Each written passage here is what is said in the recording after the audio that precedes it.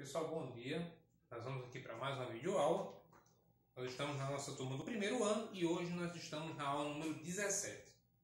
Bem, hoje não é necessariamente uma aula especificamente, porque hoje nós vamos estar tirando as dúvidas que vocês postaram na plataforma relativas às aulas anteriores. E eu gostaria de fazer aqui um comentário que, assim, essas aulas de dúvida, elas só acontecem mediante a presença e existência de dúvidas. Então, se não existirem dúvidas, não existem aulas de tiração de dúvida. Tá? Tanto que, na turma de vocês, houveram pouquíssimas participações, tanto que eu vou estar tirando todas as dúvidas das aulas 11 a 16 apenas neste vídeo. E, tecnicamente, vai ser um vídeo curto. Então, assim, é muito complicado a gente julgar o que é que você está aprendendo ou não, se você não dá um retorno. Óbvio que eu respeito a questão eu entendi tudo, então não tenho que perguntar. Tá bom, ótimo.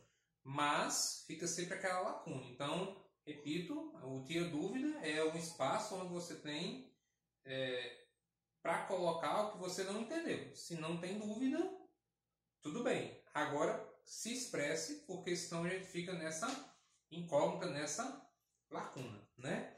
Então, ó, a Ana Lídia fez duas perguntas. A primeira pergunta dela é a seguinte: em que casos usamos a equação de Planck?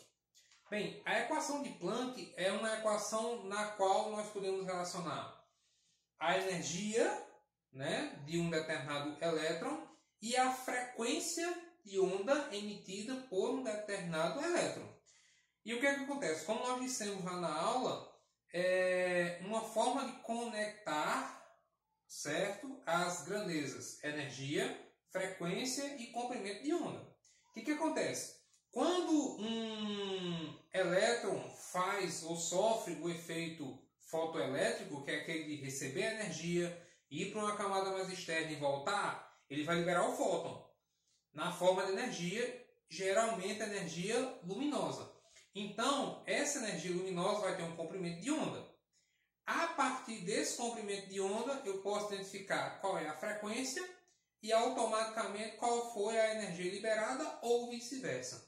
Então, a equação de Planck permite conectar essas três coisas: a energia envolvida no processo de transição, a frequência, né, da onda e o seu comprimento, respectivamente. Tá certo? Em termos de questões que envolvam também essas perspectivas de comprimento de onda, frequência, como estava na lista que nós postamos, que por sinal não houve pergunta nenhuma em relação àquela lista em específico. Certo, Ana Lídia? E a segunda pergunta que ela faz é: o diagrama de Linus só é usado na distribuição eletrônica? Olha, dizer que o diagrama tem a finalidade só da distribuição eletrônica eu acho muito resumido, né? Por quê? Porque a distribuição eletrônica em si, isoladamente, ela não tem basicamente função nenhuma. Só a distribuição eletrônica. O que eu comento sempre é que a partir dela nós podemos analisar características do elemento na tabela periódica, consequentemente compreender, né, quais são os tipos de ligação que esse elemento pode fazer. E aí vai, ligações, geometria, polaridade, forças intermoleculares. Então o diagrama de Linus em si, especificamente, isoladamente, ele não tem aplicação nenhuma. Mas ele é a porta, é a chave, eu até disse isso no vídeo, ele é a chave que abre as portas de uma nova sequência de conteúdos. Certo? Então, o diagrama de Linus é a porta que nos permite entrar em outros conteúdos com uma segurança maior de compreender. Certo, Ana Lídia? O Glemerson, ele perguntou o seguinte: no caso, quando for feita a distribuição eletrônica, é sempre bom fazer na forma do diagrama? Não, não necessariamente. Você pode fazer na sequência normal, né? na horizontal, não tem problema. Eu gosto de fazer no formato do diagrama, porque automaticamente tu já vai separando nas camadas. Mas se você quiser fazer, por exemplo, você tem um elemento lá, você quer fazer assim, como eu disse, na horizontal, não tem problema. Só que aí o que é que acontece? A gente vai perceber que as camadas ali ficam tanto quanto misturadas. Primeira, segunda, terceira, quarta camada. Então, a partir do momento que você faz a distribuição assim, você tem que tomar um certo cuidado na hora que for analisar as camadas. Então, eu costumo fazer no formato do diagrama porque, como eu disse, as camadas já ficam separadas e isso ajuda na hora que você for interpretar, por exemplo, quem é camada de valência, ou que é o nível mais energético, ou algo do tipo, certo? Mas não é obrigatório fazer isso, não.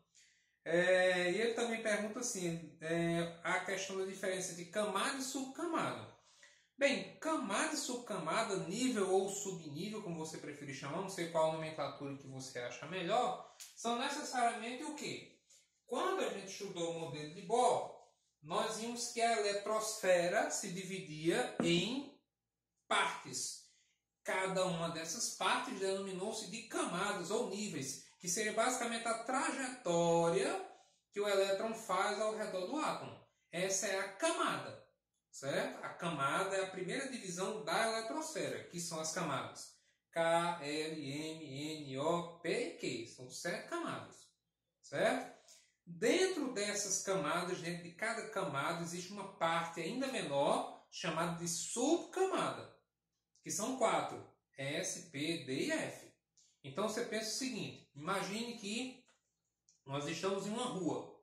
A rua é a eletrosfera. Cada casa da rua seria uma camada. Então a camada forma a eletrosfera, ou as casas formam a rua. Dentro de cada casa existem os cômodos. O quarto, a cozinha, a sala. As subcamadas seriam esses cômodos, certo? Então você tem a rua, é o todo, é a eletrosfera. Cada casa é a camada.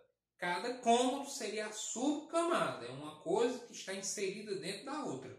Então, as camadas são formadas pelas subcamadas, certo? Eu espero que eu tenha ficado claro qual é a diferença entre uma coisa e a outra.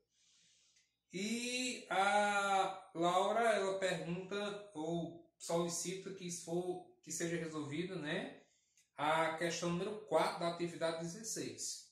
E essa questão ela diz o seguinte: o elétron mais energético é uma questão de números quânticos. O elétron mais energético de um átomo apresenta os seguintes números quânticos. Então é a questão número 4, questão 4 da lista 16. Ele diz que um elétron, né, apresenta os números quânticos N3, L1, M-1 e S-1 meio. Aí ele diz assim, quantos elétrons existem na eletrosfera desse átomo, convencionando que o primeiro elétron a entrar no orbital possui spin positivo. Bem, eu vou começar analisando exatamente essa última informação.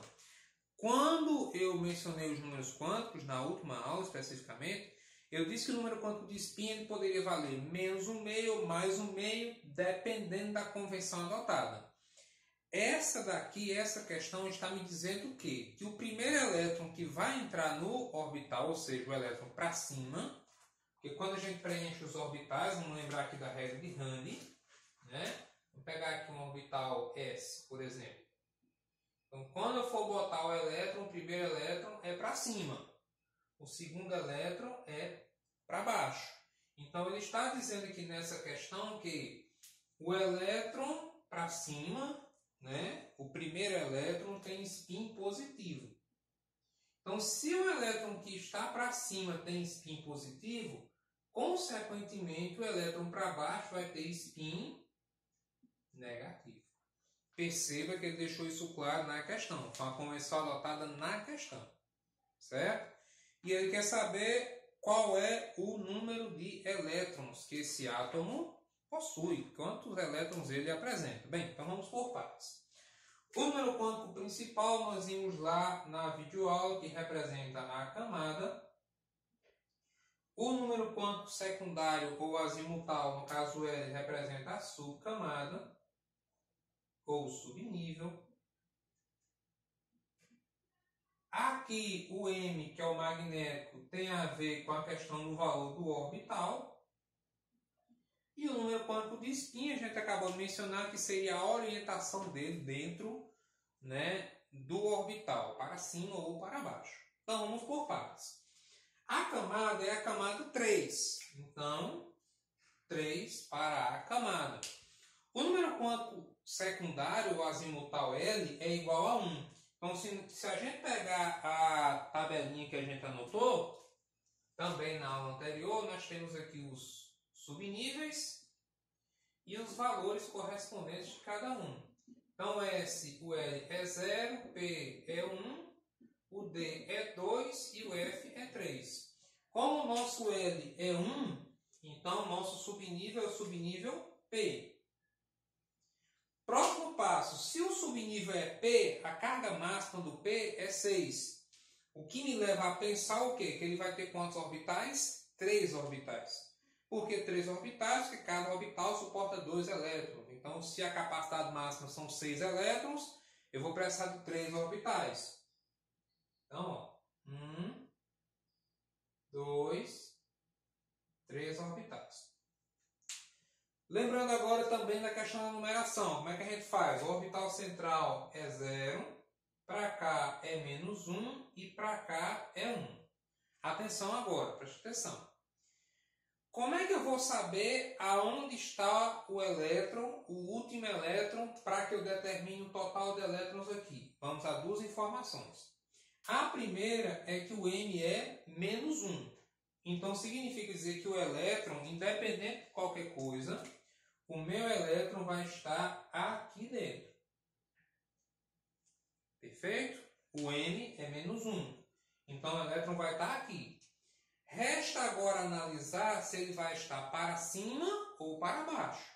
Como ele diz que o valor é menos 1/2, o S, o spin, significa dizer que ele está para baixo. Ah, então é só chegar aqui agora, tranquilo, botar um elétron aqui para baixo e já era. Não, cuidado. A regra de Hahn diz o quê? Eu tenho que primeiro colocar um elétron em cada orbital para cima, para somente aí começar a preencher com elétrons para baixo. Então, quantos elétrons nós ficamos? Nós temos 1, 2, 3, 4 elétrons. E está aqui o meu nível mais energético. Aí assim, antes que você vá para a questão procurar a resposta, inclusive para induzir ao erro, o elaborador da questão botou a letra A igual a 4, não é essa a pergunta. Eu quero saber quantos elétrons existem na eletrosfera. Isso aqui não é eletrosfera, isso aqui é onde é a distribuição eletrônica desse átomo, aonde ela termina, porque é o nível mais energético. Então, como é que eu vou fazer agora? Bem, agora eu vou pegar, sabendo que a distribuição termina em 3p4, eu vou distribuir até chegar lá. Então, ó, 1s2, 2s2, 2p6, 3s2. O próximo seria 3p6, só que no nosso caso é o 3p4,